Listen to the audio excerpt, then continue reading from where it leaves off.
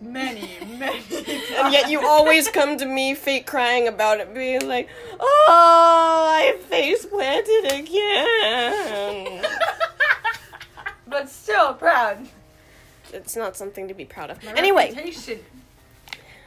I don't think anyone wants a reputation from falling. But you take me places that tear up my reputation. I knew it! I knew she was going to bring that up! I knew it! You take me places that tear up my Stop! reputation. Shawn Mendes! Allow me to just shove Bobby out of the room. Again, our little Miss Adelise is on the floor bleeding right now, and we are just going on about Shawn Mendes and Bobby is. Blood, and death. In Zootopia, apparently. Ow. I just hit my head. okay. Case in point. And now we have two Bobby. characters that are hurting. Let's hurt together. No. Okay, I'm sorry. I suit this character. Moving on. I'm the one who is voicing her. I know, you suck at it. You didn't face plant. What the? Never mind. She just I'm face not palmed, I'm so. not- Close enough. Yeah. I am not face planting right now intentionally just to get into the character. But acting, dedication. This is voice acting. I don't have to be that dedicated. I like how this nice music is playing and we're just screaming about all these random things, and it's just like. We have just been so off the wall this episode, and it's only the first part. You telling me I didn't have to die for this character? You're not even playing her. No, and you're not dead, I think. Bobby is dead. Bobby face planted. Okay, I've come back. Whoa. I've come back to life. You've come back to life. Bobby is coming back to life. Wait, I need to hear where this piano part is going. Hold on. Bobby, why are you obsessed with Shawn Mendes?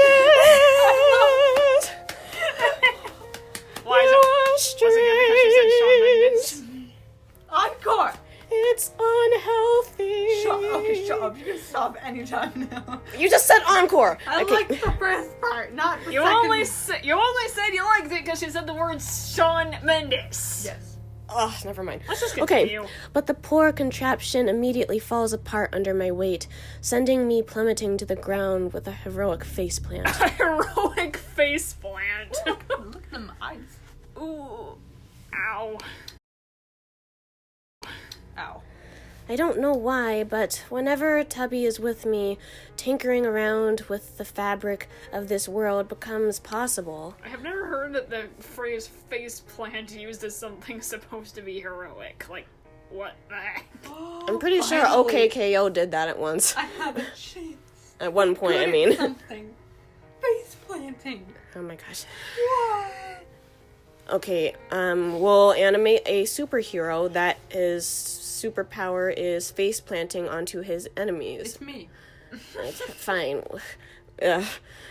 Bobby face Ready? plant. Whoosh! No. Okay. There are limits to what I can do, though. Anything I try to instantiate. This is a very difficult story. Don't get me wrong. I like a game that will challenge my vocabulary. Instantiate processes complete fidelity to my vision, so complications arise if I don't truly understand what I'm trying to conceive. Hold on. What are you doing? I don't know. Oh my gosh. Though I understood the general theory behind how a bike worked, when you get down to the nitty-gritties, it's a complex machine that requires many parts to work together in harmony to perform its function. Oh well, not planning on being a bicycle mechanic when I grow up anyways. Disheartened, I detached the bell from the broken down bike and give it a ring as I resume my journey on foot. What the heck was that? But it only creates a dull and pitiful sound, like clapping wood before crumbling to dust in my hand. Why? Well, looks like we can cross building bells off our list of ambitious dreams as well. Come on, don't give up, Adelise. It's haunted. I'm telling you. Oh my gosh. Upon returning to the house, I stop and ponder the motionless swing under the tree. Under the tree, under the tree. Under the tree. Okay. Several hours had probably already passed. Not that it really mattered. Whoa. Before I knew it, the tree was creaking and groaning overhead like a grandpa cajoled into giving a kid a piggyback ride. This game just started and it already has the strangest comparisons. I mean, that's accurate. Or that's how my dad was when I was young and I wanted a piggyback ride. Why would the tree be creaky?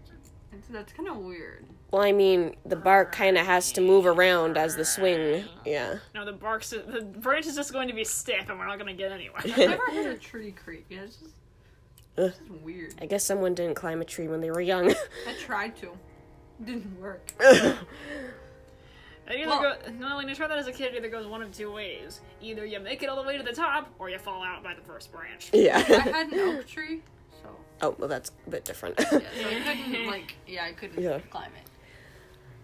As I sway through the air, my thoughts stray onto a particular avenue. Peculiar, sorry. Yay, wordplay. I wonder if God has woes. Damn.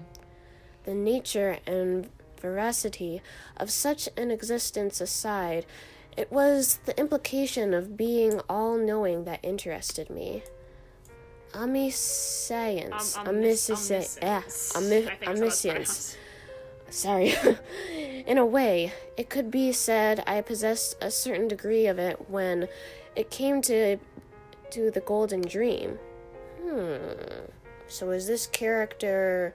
Does Adelise know everything about the Golden Dream? Because we saw her try to assemble the bike and that failed, but that was her trying to create something, not something already in the Golden Dream. I wonder. There is nothing that ever happens here without my knowledge, after all. Oh. Because nothing changes in this place unless I dictate or define, so... Now, how come the bike she's didn't work? She's like the queen of it then? Well, she said she didn't... Or maybe the only one in existence here. Except for Tubby, I guess. But she said Tubby was etheric. Well, Tubby. But she also said that she dictates everything, so meaning she has like higher power?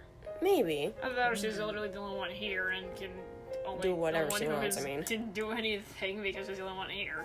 I mean, she said she couldn't do the bike simply because she didn't know how the chains of the bike actually worked. And how. So she has to be able to know completely what she is making or else it won't work. Can't she, like, study it, though? Well, yeah, but we don't know anything about this girl's home life or whatever. Nope. It's just started. We only know about this particular thing. I wonder if it's the same. I wonder if, from God's perspective, the universe doesn't change unless they dictate or define so. If so, I can't think of omniscience as anything more than a curse. It's a weird game. If my time in the It Golden... just started, Bobby. Give it time.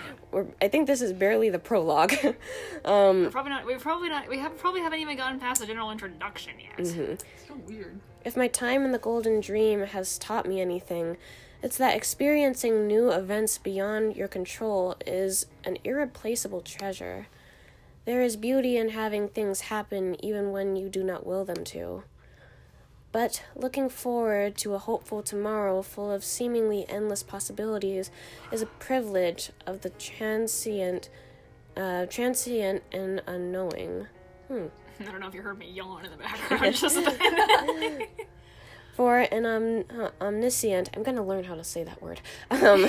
Being... From the look of it, we're gonna hear it enough times for you to do that. Nothing is random, nothing is unexpected, and nothing is unknown. Tomorrow would only hold the promise of predetermined eternality. So many big words. It'd be like being trapped in the Golden Dream forever. Was it like a Miss Magius controlling this? I don't know. And Miss Magius tracks you in your dream world, and now you can never escape. I think she's lonely. Yeah. Just imagining it feels suffocating. Anyways, your turn, Tubby. Bringing the swing to a halt, I take a seat on the grass and cover my ears. Darkness fills my vision as I shut the everlasting sunset from my eyes. If there was one thing that kept my mind from breaking in this golden purgatory, it was that I had Tubby by my side. So she really actually doesn't like it here. Yeah, that was my theory. Well, I know you said she was lonely, but that didn't mean she didn't like the place she was in. So... Well, from the way she talked, she just kind of seemed like she was bored and lonely. Even though Tubby never acts on its own without my input or prompting, the fact that its presence allows me to believe in a will other than my own is my lifeline. When I let go of my ears and open up my eyes, I briefly hear the sound of creaking. Looking back, I catch sight of the swing gliding through the air. Oh!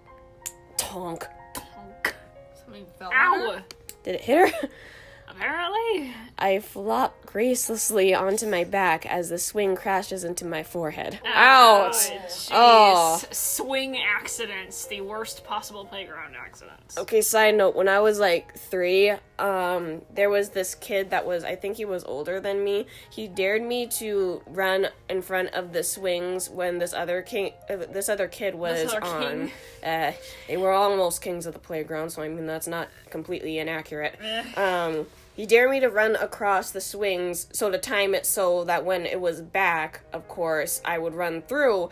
And, of course, being a 3-year-old that doesn't have a good sense of timing, I botched it, and I got hit. So, This is why you don't take dares, kids. The thing was that, Just say yes. That's the thing. This is what happens when you grow up with very strict parents that always say, do what you're told, and don't specify, do what you're told, but only if I say, do what you're told.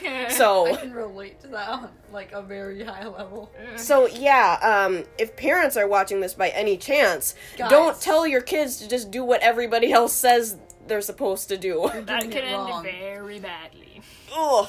So, yeah, that's my running into a swing accident. Well, mine involves a swing running into me, because I was on the playground, and then these two idiot girls were, I don't know, playing with the swing next to me, and of course it runs into me, and I actually ended up getting the chain in my eye. Oh! No! Thankfully, Oh. like the chain hit my eye was what I meant, but... Yeah, thankfully, Oh. I don't even think it cut my actual eyeball. I think it just crashed into the lid, but Yeah, well, that's still painful, so... This is why you don't mess around with the swings when someone else is on them, because that was really stupid of those two. Yeah. If by some chance you're watching this. I don't think- even remember who you two are, but... I think we all have swing stories that are like, that terrify us. But mine, okay, so my cousin, she lived like 2 houses away from me, and I went over to her house and she was like, hey, I got a new swing set. And like, the swing set was like the top bar was like really, really high up. And like, you know the middle bar? Yeah. Like in the middle, like it creates an A. Yeah. The middle bar was like really high up. And I climbed it and I was standing on it and my foot slipped and I fell and I like bit down on my lip and I still have a scar from it. And Oof. I went home. Am I the only one who didn't have a traumatizing biting very deeply into some part of your mouth story? Because I've never done anything like that. I haven't done that either, really. I mean, I've bit my tongue a few times, but I think everyone's done that. I bite my tongue all the freaking time. I just remember going home and my dad was like, what happened? Because I was bleeding and I was like, I tripped over a rock. Well, I mean, that's believable, I tripped but... over a rock. And I fell. And you believe it. Yeah. But then the girl's grandma, she comes over and she was like, I don't know what happened because I told my cousin not to tell anyone. But the grandma came over and she was like, I don't know what happened, but I think she fainted. What? Oh, no. Because I didn't eat or something. That's what she said. But like deep down, I knew that wasn't the true story. Oh my gosh. Don't just assume someone fainted. So my dad, like, the next morning I wake up, my dad has this, like, whole, like, feast for breakfast. Oh, wow. And he was like, you're gonna eat.